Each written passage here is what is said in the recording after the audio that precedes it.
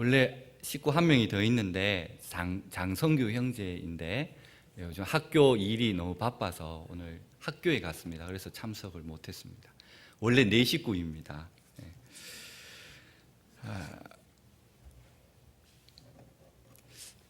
오늘 스바냐를 준비를 했는데 제목이 즐거이 부르며 기뻐 하시리라. 사실 요즘 TV나 뭘 보더라도 무슨 즐거움이 있겠습니까? 신문이나 어떤 인터넷을 봐도 가장 제일 먼저 나오는 이야기거리가 제가 말씀을 안 드려도 너무나 잘 아실 겁니다. 정치에 크게 관심이 없어도 요즘처럼 이렇게 힘이 빠지게 만드는 사건도 없었을 것입니다. 대통령 선거 때 누구를 찍으셨는지는 모르지만 저는 누구 찍었는지 제가 말씀을 드리지는 않겠습니다. 근데 저는 참 배신감이 느껴집니다. 그러면 아시겠죠? 또 허탈감도 느껴지고 그렇습니다. 제가 또 인터넷 조사를 해봤습니다. 보니까 대통령 지지율이 5%도 안 된다, 이런 이야기도 있습니다. 그리고 막 5%가 안 되니까 그것도 또 조사를 합니다. 누가 5% 그것도 누가 찍었냐고. 그 5%에 들어가는 사람이 도대체 누구냐고, 또 그것도 막 파헤치려고 하는 사람들도 있더라고요. 과연 이런 시국에서 우리 믿는 기독교인들이 무엇을 해야 할까 고민을 하게 만듭니다. 탄핵과 하야를 위해서 우리도 거리로 나가서 촛불 시위를 해야 할까요? 인터넷 보니까 탄핵이나 하야하는 것도 쉽지 않은 일이라고 하더라고요. 아니면 정말 정치에 신물이 나서 이제 앞으로 아예 정치에 관심도 갖지 말아야 하는 것입니까? 저는 정치는 잘 모릅니다. 근데 관심이 없는 것이 아니라 그동안 정치권에서 우리에게 보여줬던 그런 모습들이 정말 신뢰감이 우리에게 주지 못했기 때문에 이와 같은 일들이 많이 일어나지 않나 생각이 듭니다. 그래도 선거철이 되면 후보들을 저는 꼼꼼히 살펴보고 여야를 떠나서 신뢰감을 주는 인물에게 표를 던지기도 했었습니다. 우리가 지금 이러한 상황들을 바라볼 때에 그냥 무작정 손가락질 하기 전에 저는 우리 자신을 한번 살펴보고 또 믿는 우리가 더 정치에 관심을 가져서 정말 지켜봐야 되지 않는가, 그런 생각을 가져봅니다. 그리고 현실이 비록 어둡고 또 답답하고 절망적이지만 우리가 희망을 가질 수 있는 것은 이런 상황 가운데서도 우리를 하나님을 바라볼 수 있는 그러한 믿음을 가져야 될 것이라고 믿습니다.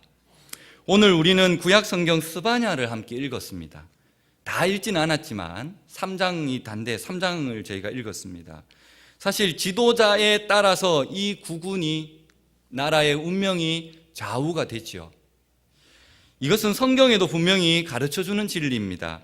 스바냐는 유대의 참 좋은 왕이었던 히스기야 왕이 있습니다. 이 히스기야 왕의 현손, 즉 4대 손입니다. 스바냐는 유대의 참 좋은 왕이었던 이 히스기야 왕의 후손이었는데 이 히스기야 왕은 매우 신실하게 하나님을 잘 섬겼던 왕입니다. 그런데 이 히스기야의 아들 므낫세가 그 다음 왕이 되었는데 이 아버지를 닮지 못하고 참 나쁜 왕이 되었습니다. 그가 통치하고 있을 때 유대 민족은 심각한 도덕적, 종교적 부패 속에 빠져 있었습니다. 종교 혼합주의가 성행을 했었죠. 성전에서 태양신을 숭상을 했고 숭배를 했고 또 하나님을 섬겨야 할 하나님의 백성들이 이방신인 바알과 그리고 아세라 신을 섬겼다는 것입니다. 이런 우상 숭배는 도덕적으로 몹시 타락하게 만드는 결과를 가져오게 되죠. 그때 므낫세가 50년, 좀 짧게 나라를 다스렸으면 좋은데 50년 동안이나 이 나라를 다스렸으니까 얼마나 영적으로 심각한 암흑기를 맞이했겠습니까? 하나님의 분노를 사는 게 당연한 것이죠. 그래서 하나님께서는 예언자를 보내주셔서 이 유대 민족을 심판할 것이라고 선포를 하십니다. 지도자는 중요합니다. 어떤 사람이 그 나라를 이끌어 가느냐 상당히 중요하죠. 그가 어떤 가치를 가지고 또 어떻게 국가와 백성들을 이끌어 가느냐에 따라서 이 국가의 존폐가 결정이 된다는 것입니다. 므낫세가 죽고 그 다음 왕이 그의 아들 아몬이라는 왕이 있습니다. 그 역시도 아버지를 닮아서 범죄의 길을 걸어갔죠. 다행스럽게 그는 폭정을 휘둘렀던 2년 만에, 아버지는 50년을 다스렸는데 이 아몬의 아들은 2년 만에 암살을 당했습니다. 그러니까 너무 짧은 기간이 되다 보니까 그 다음 왕이 8살이에요. 겨우 8살인 요시야 왕이 등극을 합니다. 비록 나이는 어렸지만 이 요시야는 매우 훌륭한 왕이었습니다. 그는 좋은 신하들의 조언을 받아서 종교를 개혁하려고 했고 나라를 바꿔보려고 그는 많은 노력을 했습니다. 하지만 앞에 이미 꽤 오랜 시간 50년 동안 나라가 엄청난 그런 암흑기에 있었기 때문에 이미 너무나 많이 나라가 썩어져 있었습니다. 돌이킬 수 없는 그런 아주 상태가 나빴죠. 그때 나타난 선지자가 바로 오늘 저희가 읽었던 스바냐 선지자입니다. 이 스바냐는 예레미야와 함께 유대와 그리고 예루살렘이 하나님의 심판을 받아서 즉 그 갈대아 사람들에게 멸망을 당할 것이라는 말씀을 1장에서 선포를 합니다. 나라 꼴이 엉망인데 백성들은 정말 심각한 부도덕에 빠졌는데 거기에다가 하나님의 심판까지 임하여야 된다는 말을 선포해야 됐었죠. 이러한 메시지를 받게 된 백성들은 극도의 절망감에 빠져들게 됩니다. 다 끝나버릴 것 같았죠. 아무런 희망을 가질 수가 없는 그러한 상태였습니다. 바로 이때 하나님께서는 스바냐 선지자를 통해서 백성들에게 새로운 희망의 메시지를 선포합니다. 그것이 오늘 저희가 다 읽진 않았지만 3장의 이야기입니다. 그러므로 지금이 현실에 어둡다고 할지라도 우리는 희망을 가질 수 있다는 것이죠. 기죽지도 말고 어깨를 늘어뜨리지도 말고 기운을 내라고 즐거이 기뻐하라고 하나님은 희망을 우리에게 얘기해 주십니다. 14절 말씀에 보면 기뻐하라고 말씀하시죠. 하나님께서 우리 삶에 들어오셨기 때문에 우리는 기뻐할 수가 있는 겁니다. 그리고 16절에도 보면 손을 늘어뜨리지 말라라고 말씀하시죠. 맥 빠진 것처럼 물 먹은 그 풀빵처럼 그렇게 축 처져서 지내지 말라는 거죠. 하나님께서는 지금 기뻐하며 기운을 내라고 희망이 있다고 그렇게 말씀합니다. 우리의 삶의 형편과 또 처지가 어떠하든지 간에 지금 우리를 둘러싸고 있는 이 주위 환경이 어떠하든지 간에 결코 기죽지 마시고 하나님의 약속을 붙들고 그리고 희망을 찾는 저와 여러분이 되시기를 축복합니다.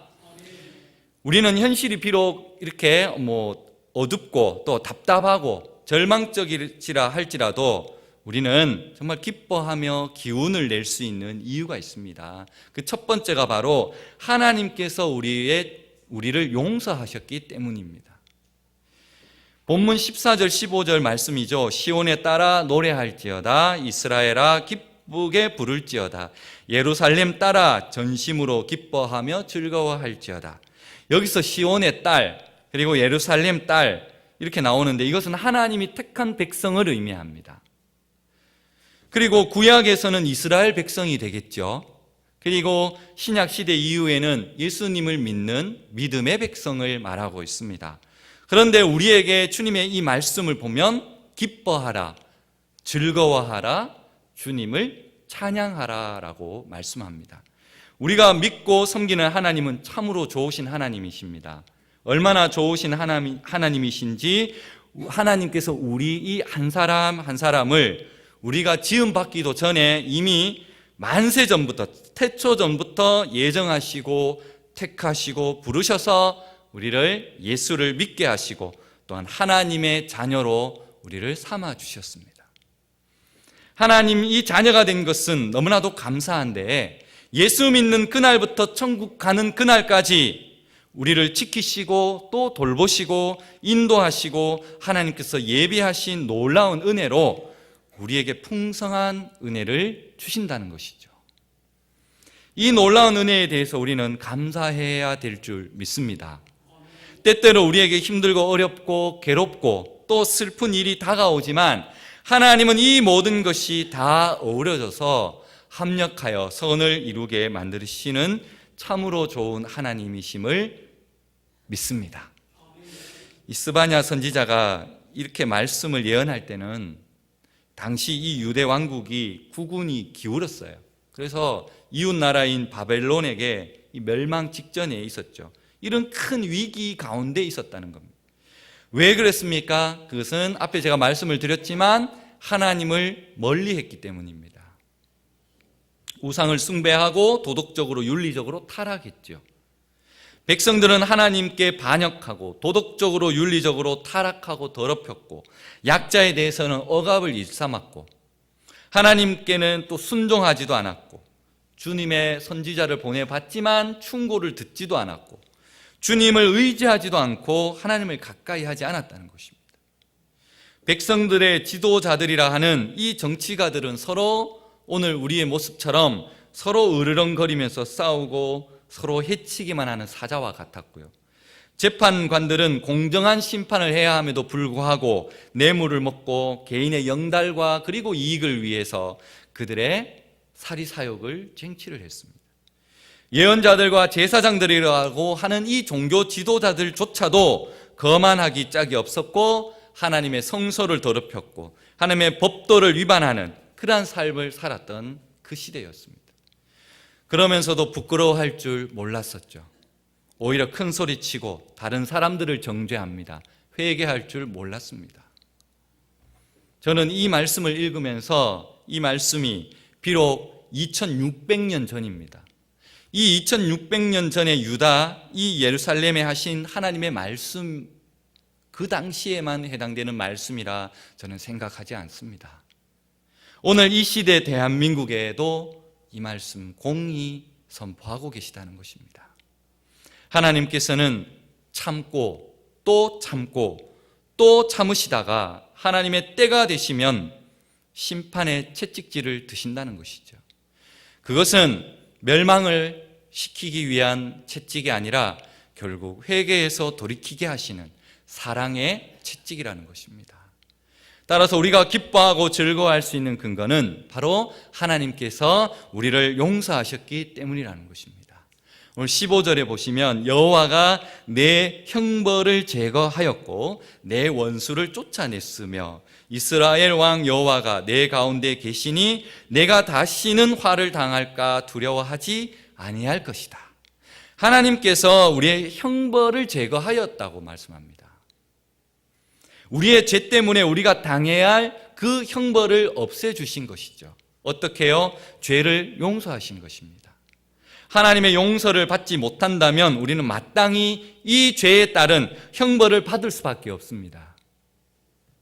죄의 형벌은 사망이죠. 그러나 하나님께서는 우리의 형벌을 제거해 주셨습니다. 그것은 바로 하나님께서 우리를 용서해 주셨기 때문입니다.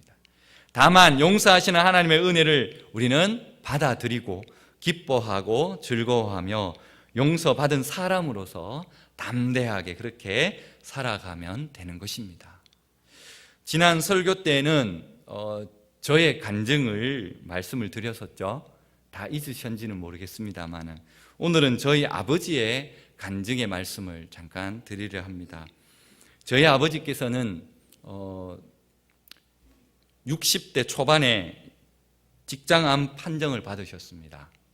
그래서 수술을 할 것인가 아니면 방사선 치료를 할 것인가 고민하시다가 결국은 수술하면은 깨끗하게 제거는 되지만 이제 드러내야 되니까 여러 가지 기구를 이제 몸에 달고 지니고 다니셔야 되니까 그거 너무 불편하시다 해서 일단 방사선 치료를 선택하셨죠. 근데 방사선 치료 들어보셔서 아시지만 이게 쉬운 게 아니잖아요. 그냥 방사선 한 번 쐬는 게 아닙니다. 그 방사선이라는 강력한 빛을 그 암덩어리에 빛을 비춥니다. 그러면 걔만 죽는 것이 아니라 그 옆에 있는 건강한 장기들, 조직들도 같이 파괴가 된다는 것입니다. 가까이에 있는 다른 건강한 조직도 영향을 받게 되죠. 결국은 이 말씀은 뭐냐면 체력이 건강해야만 이 방사선 치료를 받을 수가 있다는 겁니다. 모든 면역 기능이 저하가 되고 떨어지죠. 그래서 치료 중에는 무리한 일을 하시면 안 되잖아요. 근데 저희 아버지께서 가을녘에 벌초를 다녀오셨더라고요. 그러면서 너무 무리하셨는지 이 뇌에 급성 뇌염이라는 것이 오게 되었습니다. 그래서 갑자기 숨을 못 쉬고 혼수 상태에 빠지셨어요. 그래서 저희가 급히 동산의료원의 응급실로 모셨죠. 그리고 그 응급실 중환자실에서 의사가 저희 가족을 불러서 이제 마지막을 준비하라고 그렇게 말씀하시더라고요. 그래서 저희는 교회에 이제 알리고 친인척 분들에게 이제 장례 절차를 논의하려고 이렇게 하고 있었습니다. 그런데 그렇게 위급했던 뇌염이 정말 기적과 같이 조금의 진정이 있었습니다. 그래서 응급실 그 중환자실은 아무나 면회도 안 되고 또 자주 면회를 할 수가 없습니다. 딱 정해진 시간에만 면회를 한두 명 정도 들어갈 수가 있습니다. 아버지께서는 사람을 알아보는 그런 의식은 있었는데 이 말씀을 할 수가 없으셨어요. 그래서 그냥 눈만 깜빡깜빡 하셨죠. 저희는 이제 아버지의 마지막 힘을 다하고 계시는 줄 알고 이제 가까운 친척분들을 한 분을 모셔서 면회를 시켜드렸습니다. 그리고 아버지께 여쭤보았죠. 누구 또 만나고 싶은 분이 계신가 했더니 막 눈을 깜빡이시는 겁니다. 근데 누군지를 저희가 알 수가 없잖아요. 그 말씀을 하시면 좋은데 더 이상 오실 분도 없는데 그래서 저희가 이제 아이디어를 냈죠. 글씨를 쓰는 겁니다. 어떻게 써야 될까요? 가장 많은 성씨 무슨 성입니까? 네, 김씨를 적었습니다. 혹시 김씨냐 그러니까 눈을 안 움직이셔요. 그 다음은 무슨 성입니까? 네, 이씨. 아니에요. 그 다음은요? 박씨. 예, 아니에요. 최씨, 정씨 아니더라고요. 있는 성씨 다 적었어요. 밖에 나와가 도화지에다가 집사람이 막 성씨, 우리나라 제갈 성씨, 뭐 선우, 뭐 다 적었어요. 황보, 생각나는 거 다 적었어요. 여러분 무슨 성씨일 것 같습니까? 아니에요. 예시 아니었어요. 비슷했는데. 원래 웃으면서 하는 게 아닌데 지금 웃고 합니다. 결국은 마지막으로 하나 딱 적은 게 여시였습니다. 흔하지 않잖아요. 여시. 우리 가족이 알고 있는 여시는 없었어요. 그런데 이게 좀 소설 같잖아요. 근데 어머니가 알고 있는 여시가 한 분 있었습니다. 그 여시가 누구냐면 저희가 살고 있는 바로 옆집 그 주인이 여정기 씨였습니다. 그래서 여시 떡 적으니까 아버지 눈이 막 깜빡깜빡 하시는 거예요. 맞다는 거죠. 그래서 어머니한테 수소면서 여정기 씨 맞냐니까 맞다는 거예요. 그래서 그분을 모셔왔죠. 그래서 막 두 분이 만났는데 서로 막 그분도 약간 울먹거리시고 아버지도 약간 우시는 그런 분위기였습니다. 사연이 이러했습니다. 제가 군대 갔을 때 저희 집이 한옥이었는데 이걸 이제 무너뜨리고 양옥을 지었어요. 양옥을 짓는데 저희가 골목집 제일 안쪽이라서 이게 저희만 하기가 어려워서 그 옆집까지 같이 쓸고 같이 양옥을 지었어요. 그런데 이제 측량이 문제였습니다. 저는 이 공사 측량을 잘 모르는데 그 당시에 이제 사건이 이렇습니다.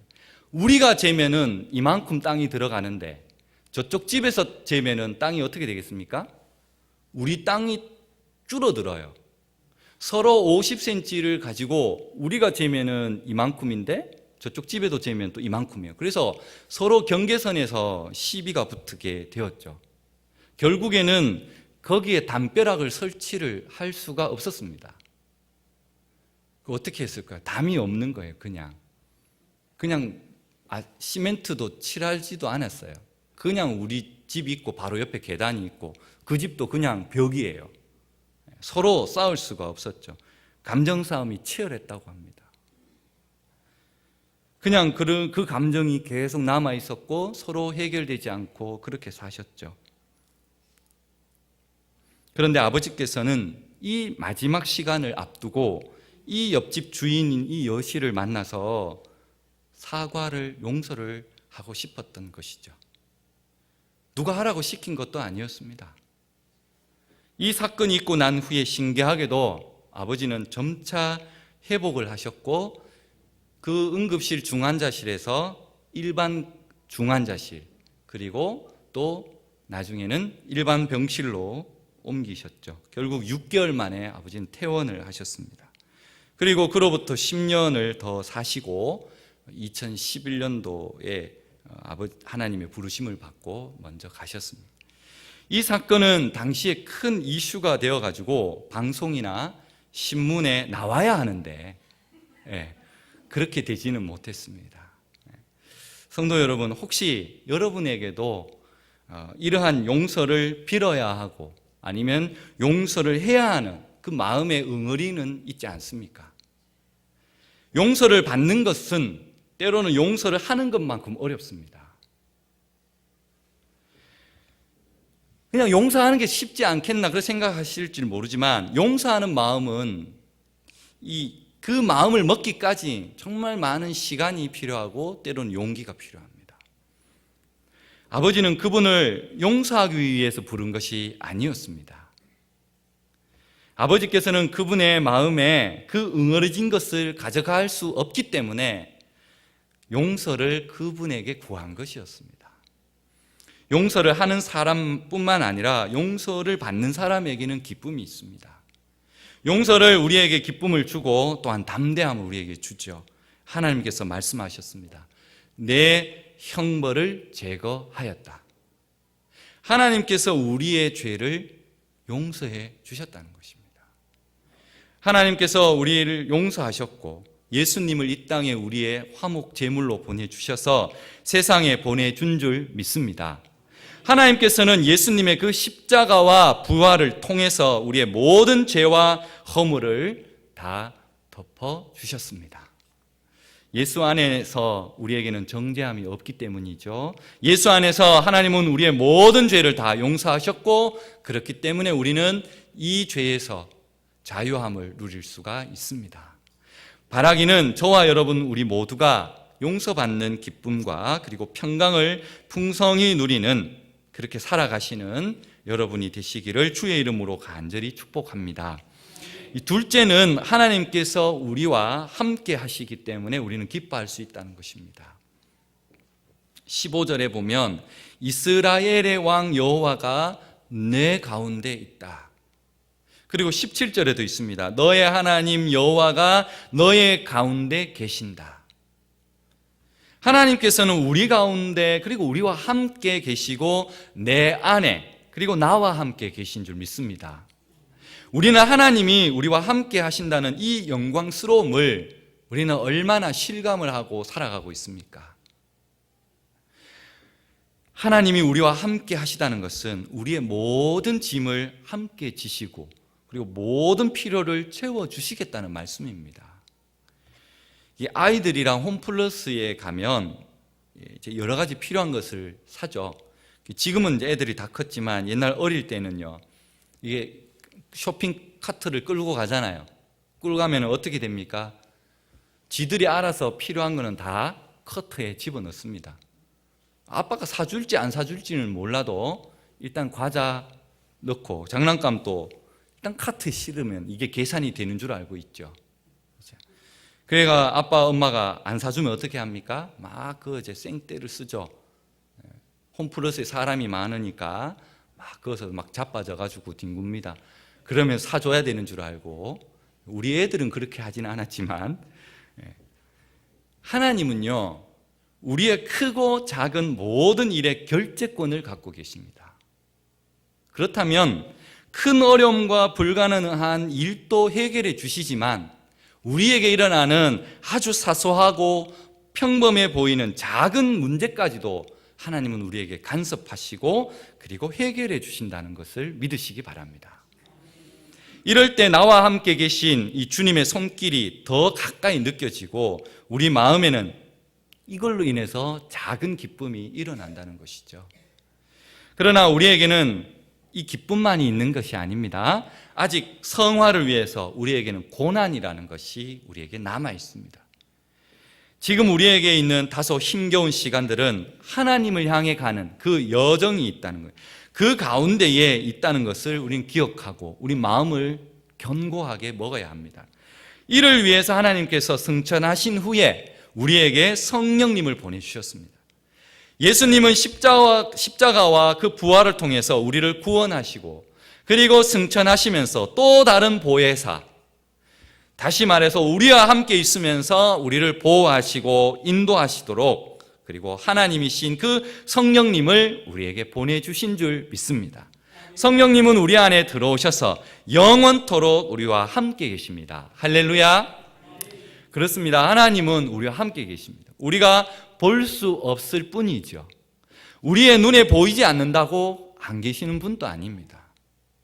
우리의 눈에 보이지 않더라도 하나님께서는 성령으로 우리 안에 함께 계시고 그리고 필요할 때가 되면 하나님께서는 바로 하나님 당신이 우리 안에 그리고 우리와 함께 계시다는 사실을 말씀을 통해서 그리고 우리의 삶 가운데 느끼도록 해주신다는 것입니다.